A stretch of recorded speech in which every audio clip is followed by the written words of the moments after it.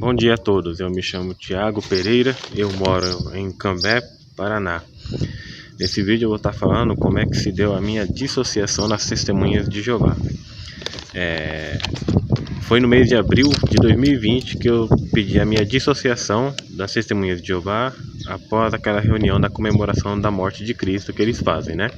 Acabando a reunião, eu mandei o meu pedido de dissociação, né? Falando que eu não queria mais ser Testemunha de Jeová. Eu não fiz nenhuma carta, né, escrita para eles, né? Apenas mandei um WhatsApp pro ancião, que era o ancião do meu grupo de saída de campo, né? Daí falei assim, tudo bem, nós faremos uma reunião com você em breve, né? E realmente foi breve. Logo no domingo foi feita a reunião. Já estava com aquelas restrições da Covid já, né, de distanciamento, não estava tendo mais reuniões presenciais no salão, porém a reunião da comissão foi no salão, né? Sentamos cada um longe do outro. E ao se iniciar a reunião, o ancião, pro qual eu mandei a carta, ele já falou: bom, Thiago, estamos aqui para ouvir o que você tem a dizer, né, o motivo de você querer estar saindo, mas nenhuma das suas perguntas serão respondidas. Então ele já deixou bem claro que não ia responder nenhuma das minhas perguntas. A princípio eu fiquei nervoso, né? Eu falei, pra que eu vou ficar aqui então, né? Falei, não, mas quer saber? Eu vou falar porque vai que eu chamo a atenção aqui. Algumas pessoas, algum deles aqui, né, leve a sério e venha analisar um pouco mais a respeito da organização. Porque era dois anciãos já veteranos já, né, já tinham bastante tempo de anciãos, como ancião, e tinha um que tinha sido recém-designado. Fazia acho que 2 semanas mais ou menos que ele tinha sido designado ancião. Então ele estava ali para aprender como é que se lida com aqueles que se atrevem a questionar a organização, né. Aí tudo bem. Começou a reunião, ela durou mais ou menos em média uns 45 minutos, né? Eu levei um esboço, né, de algumas coisas anotadas que eu ia levar em questão ali, né? Eu li o livro Em Busca da Liberdade, não, minto, Crise de Consciência, o primeiro livro que eu li, né? Em Busca da Liberdade Cristã, eu estava ali metade dele apenas, até o momento de pedido da dissociação, né? Além de ter visto alguns vídeos em canais de ex-TJs, né? Esse aqui é o esboço que eu fiz, né? As letras estão até meio tremidas, porque para fazer isso aqui também eu estava nervoso, não no sentido de raiva, mas assim, ansioso, apreensivo, né? De estar fazendo aquela reunião. Não que eu estava com medo deles, né? Nada disso, né? Eu pesei bem, eu sabia bem o que ia acontecer. Então vamos lá. A primeira questão que eu perguntei para eles, né? Que a organização, ela ensina que Jesus Cristo ele é mediador apenas dos 144 mil. Não vou lembrar a página que está, mas está no livro Perspicaz das Escrituras, né? Aqueles 3 volumes verdes. Eu não lembro, eu não anotei qual página que é, mas este é o ensino. Jesus é o mediador dos 144 mil, porque eles atrelam isso ao fato de Jesus ser mediador de um novo pacto, e segundo a doutrina da Testemunha de Jeová, somente os 144 mil que eles acreditam que vão para o céu que estão nesse novo pacto. Você que vai viver na terra como cristão não está nesse pacto, né? Aí eu falei para eles, mas se a gente abrir lá na Bíblia, em 1 Timóteo, capítulo 2, versículo 5, o apóstolo Paulo fala que há um só Deus, e fala ali numa parte que há um só mediador entre Deus e os homens. Onde algumas outras traduções, talvez vai estar escrito entre Deus e a humanidade. Bom, continuando, a outra pergunta que eu fiz para eles, né, foi a respeito das mudanças variadas que teve no termo da geração que não passaria, né? Que foi mudado muitas vezes, né? Fala que na geração de 1914 ensinou isso por quase 80 anos, se eu não me engano, né? Que aqueles que nasceram Uma hora eles falavam que aqueles ungidos que viram os eventos de 1914, depois falaram que era aqueles que tinham idade suficiente, mesmo não sendo ungidos, de ter discernimento, o que aconteceu em 1914, que eles marcam como os últimos dias, e a presença de Cristo como Rei nos céus. Aí depois falaram que qualquer criança nascida naquela época também poderia fazer parte daqueles... dessa geração que não passaria, né? Então foram aquelas várias manobras, né? Mas enfim, chegou 1980, 1994, né? E essa geração já estava envelhecendo já, né? Eles viram que realmente essa geração aí passaria. Aí eles inventaram o que eles acreditam hoje em dia, né? Que é a geração sobreposta. Daí eu levantei uma questão com eles, né? Eu falei, se nós analisarmos ali em Mateus capítulo 24, se eu não me engano, onde Jesus Cristo fala da geração que não passaria, um primeiro cumprimento que teve ali foi com os cristãos daquela época, né? E o primeiro fim que veio naquela época foi do sistema judaico, que foi em 70 da era cristã, né? Então a geração que viu a destruição daquele sistema ali, do judaico, né, e algumas coisas que teve naquela época, fome teve, né, até ouvi um discurso de um TJ, de um superintendente, que ele falou realmente disso. Ele falou assim, que teve um primeiro cumprimento, houve guerras, relatos de guerras, houve fome, pestilência, né, então teve um primeiro cumprimento, e a geração que viu aquelas coisas acontecerem foi uma geração que não durou ali 30 anos, né? Foram os primeiros apóstolos, vamos dizer assim, foram os primeiros cristãos. Eles viram muito bem, né, os acontecimentos aqui lá, né? Aconteceu uns 30 anos depois, mais ou menos, né? Então foi algo bem breve. Já essa geração que a Testemunha de Jeová fala, né, já estava passando com essa geração sobreposta, ia durar quase 200 anos. Então não tem nada a ver esse termo. Depois eu pesquisei, tem uma publicação fora das Testemunhas de Jeová, logicamente, né, que fala do termo geração, e lá fala que uma geração geralmente compreende 30, 40 anos, né? Então dentro de 100 anos tem quase 3 gerações. Então esse termo que eles tentam fazer aí é uma manobra que ele não consegue se sustentar, né? A minha geração, eu nasci em 88, a minha geração não é a mesma de quem nasceu em 2000, né? São totalmente acontecimentos diferentes, pensamentos diferentes, né?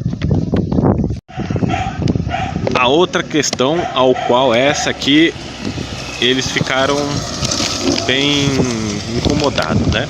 Que é o que é muito conhecido aí, que é os casos de pedofilia. Como eu pedi a minha dissociação em abril, no mês de março tinha passado no SBT Repórter que salões do Reino das Testemunhas de Jeová estão sendo investigados por causa de acobertamento de pedofilia. Ou seja, houve os casos, foi relatado aos anciãos, mas como sabemos muito bem as orientações, eles têm que entrar em contato com a filial e não ir direto às autoridades competentes, né, que é a polícia, para eles poderem investigar tudo, né? E falou lá na reportagem que o Ministério Público ele pediu para ter acesso aos arquivos da congregação com o nome de supostos abusadores.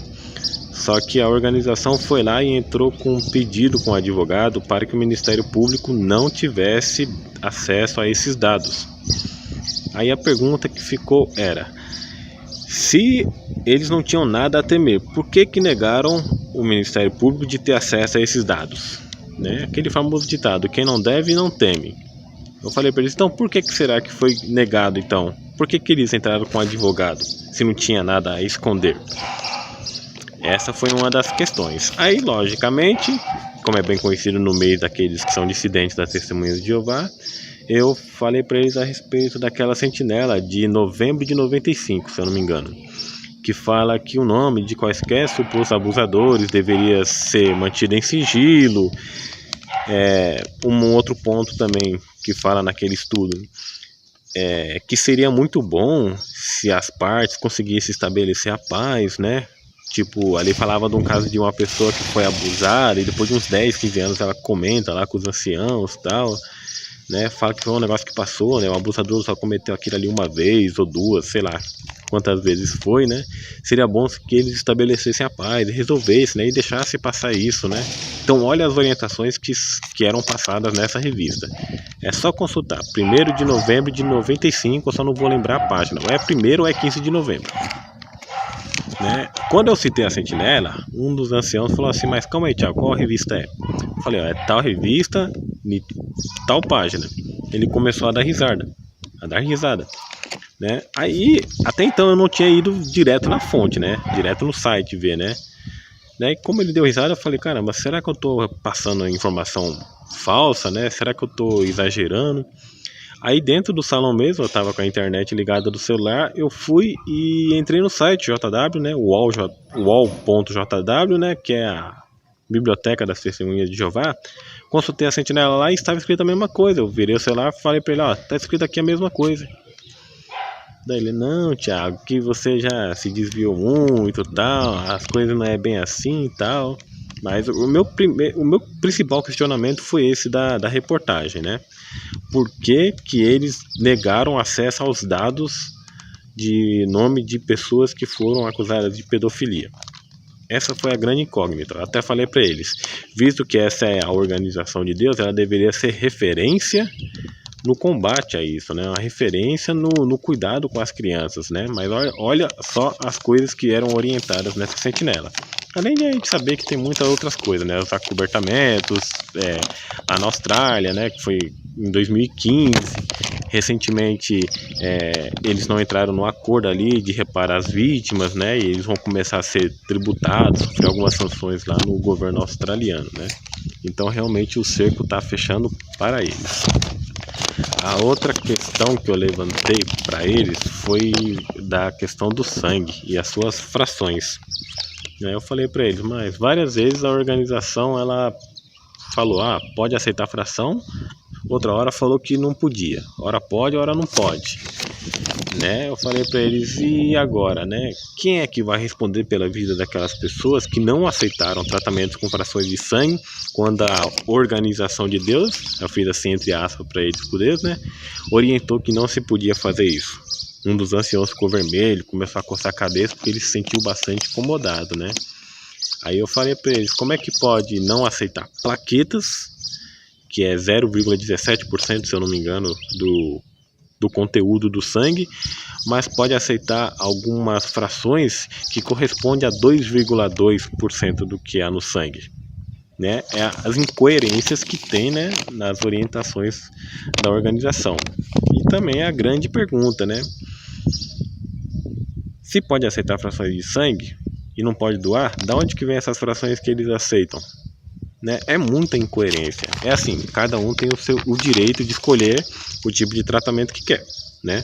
Se ele não aceita fração de sangue, transfusão de sangue, isso aí é um problema pessoal de cada um, né? Cada um sabe as consequências. O problema nas Testemunhas de Jeová é que eles são obrigados a não aceitar. Hoje em dia, não aceitar o sangue e plasma, os glóbulos brancos e vermelhos e as plaquetas, né? Eles são obrigados a não aceitarem.